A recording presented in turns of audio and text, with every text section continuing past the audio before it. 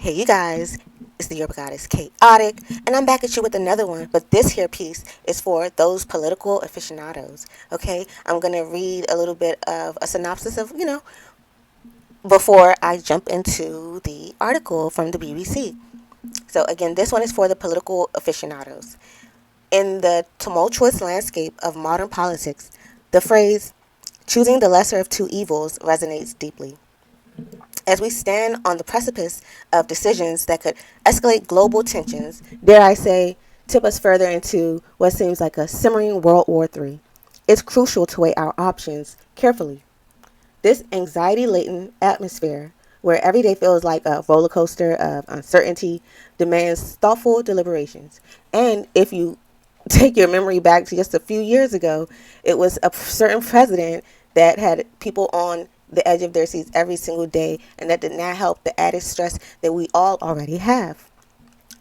Going on, racism, an age old scourge, remains a persistent blight on society. Systematic, Systemic changes are imperative to counteract the pervasive Zionist fascist rhetoric and narrative manipulation that exacerbates division. The bluntness of this rhetoric, while troubling, has paradoxically served a purpose.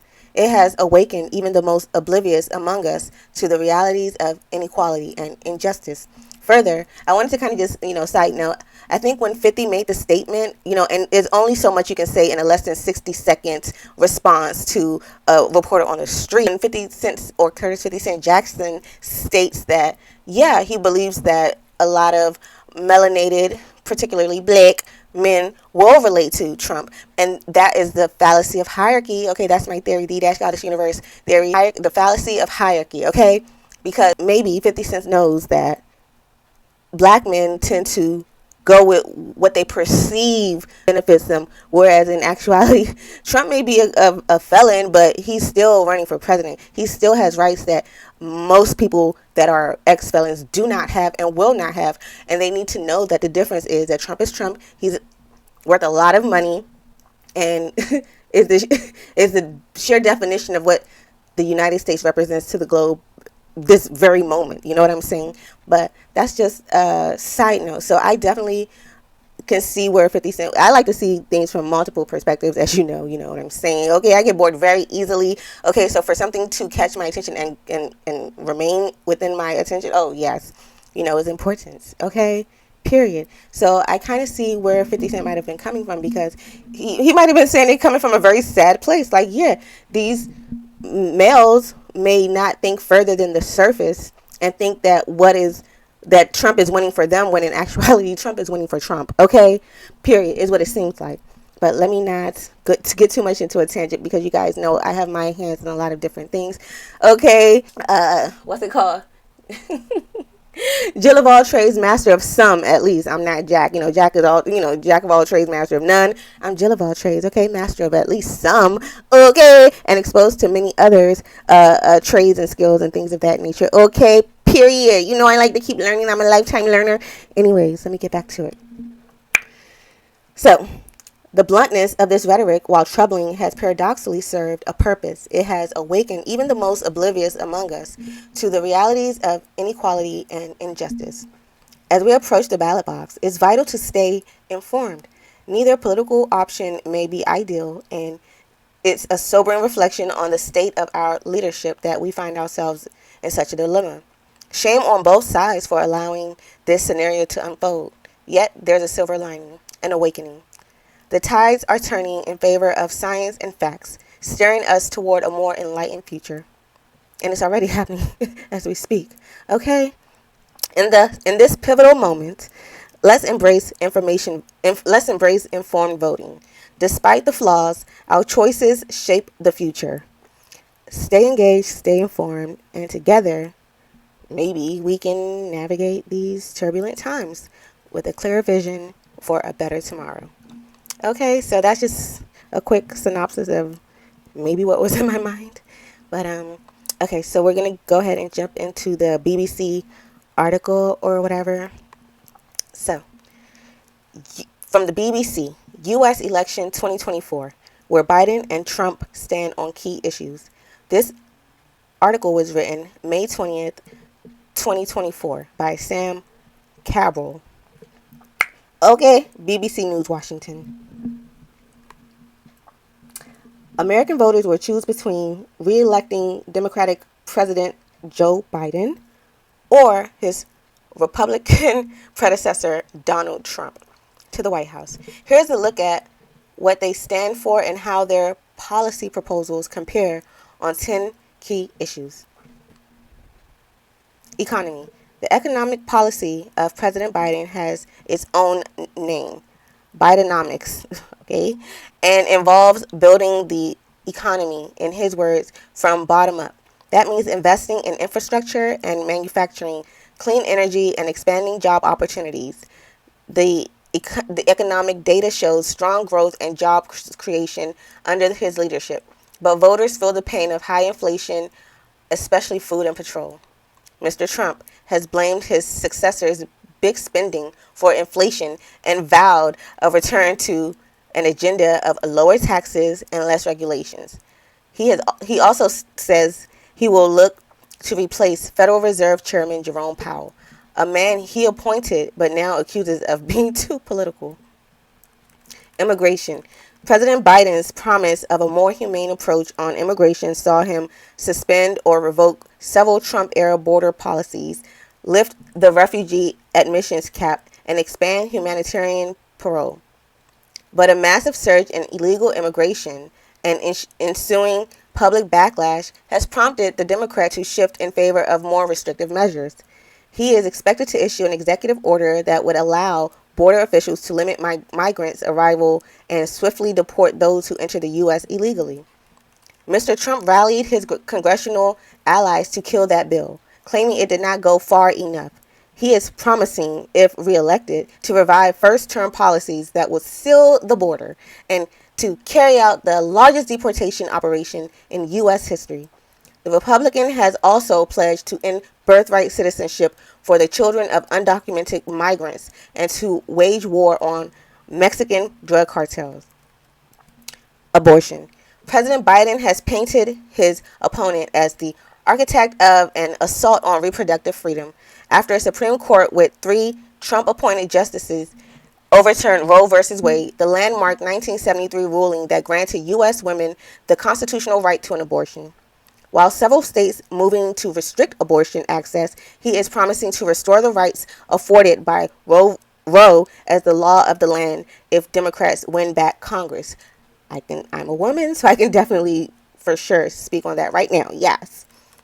Trump calls himself proudly the person responsible for ending Roe, but at the same time, has criticized extreme measures in states like Arizona and Alabama. After a muddled few months, he finally set out his position as supporting states' rights to determine their own laws.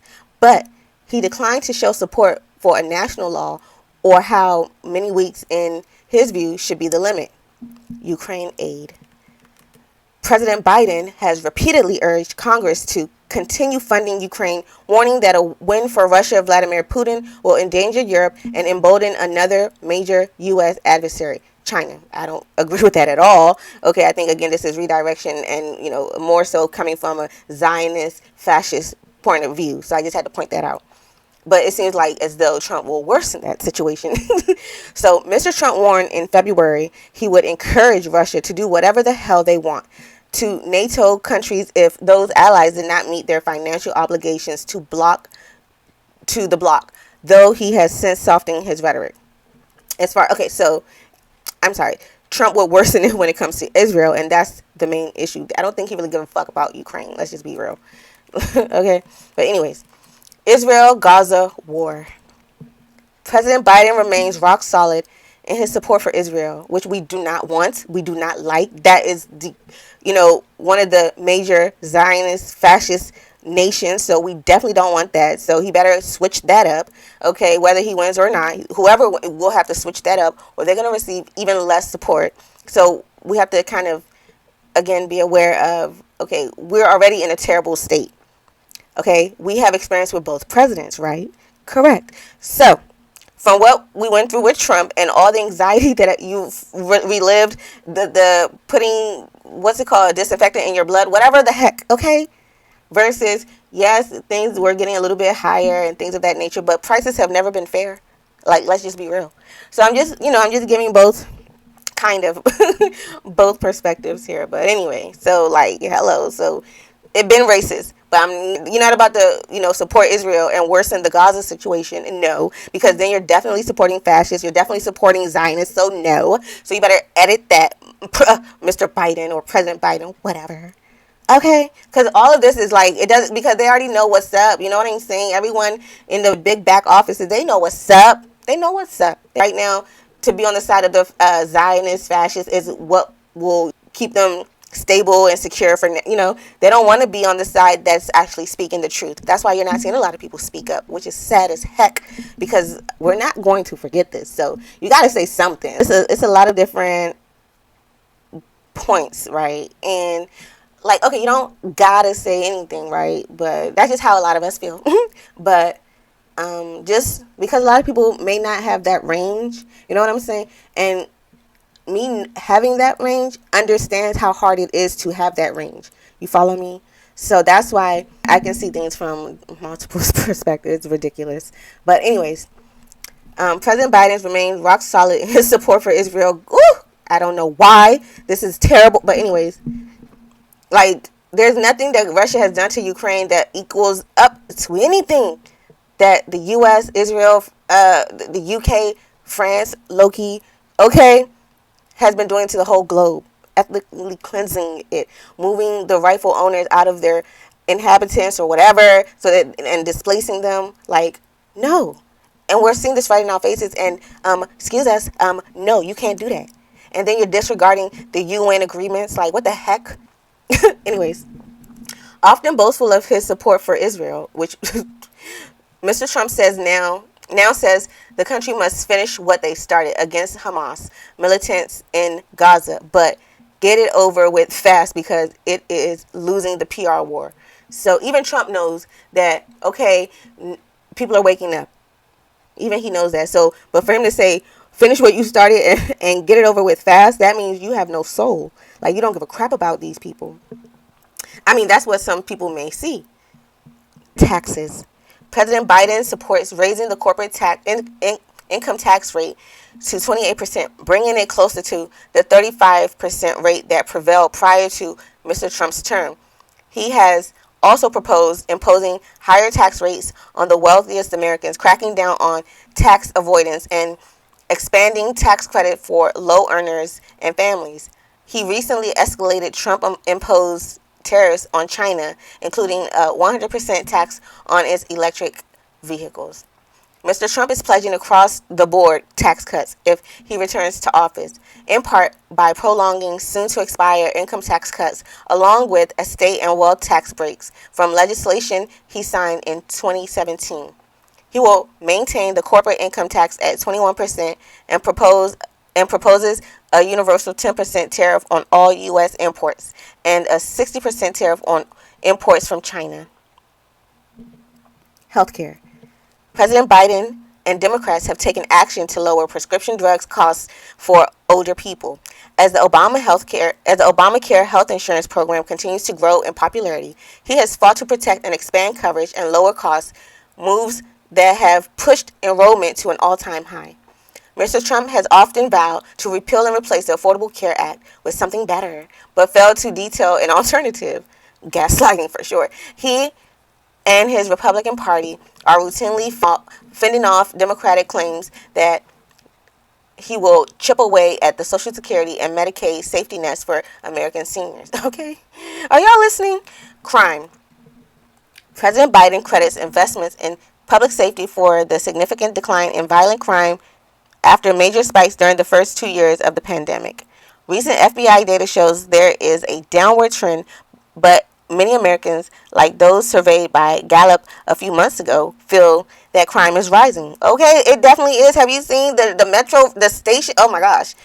New York recently deployed its National Guard to patrol the city subway in response to a spike in transit crime. But I think it's just systematic. You know what I'm saying? Like whoever is in office, these things are gonna happen. But with our experiences, with our combined experiences of both presidents already, which era do you want to deal with? Do you want to deal with the nonsense that's going to happen regardless with someone like Trump in office, or do you want to deal with the nonsense that's going to happen regardless with someone like Biden? He ain't perfect, but at least he's not making the situation even worse.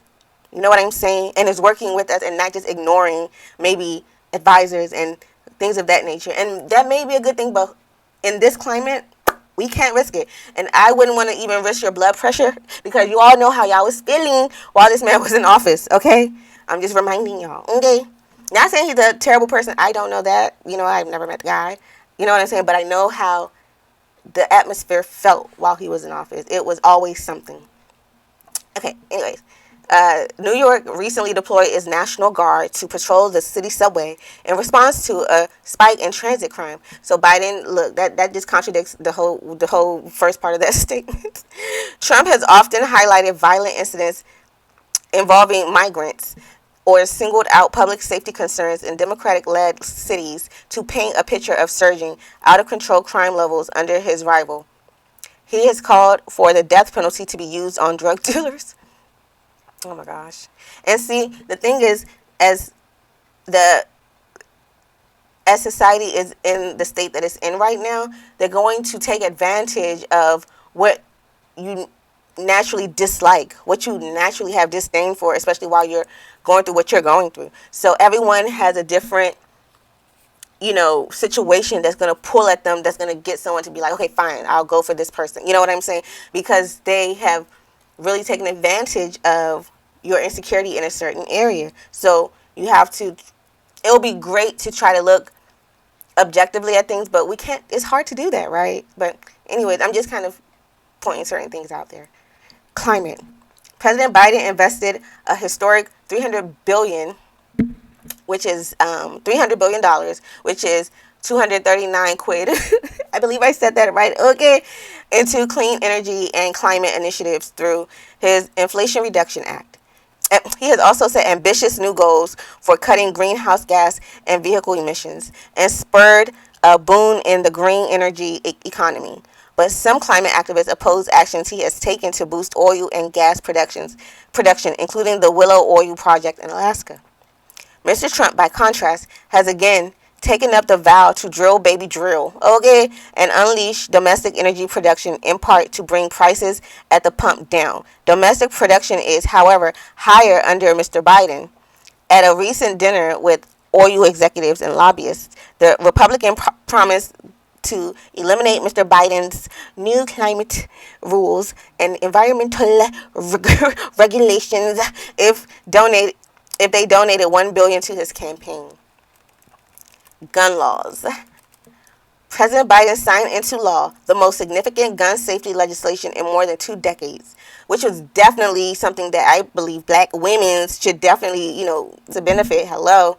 Which includes enhanced background checks for gun buyers and other protections. His Justice Department has also banned the manufacture and sale of ghost guns. He has repeatedly urged Congress to pass a ban on assault weapons and high-capacity magazines.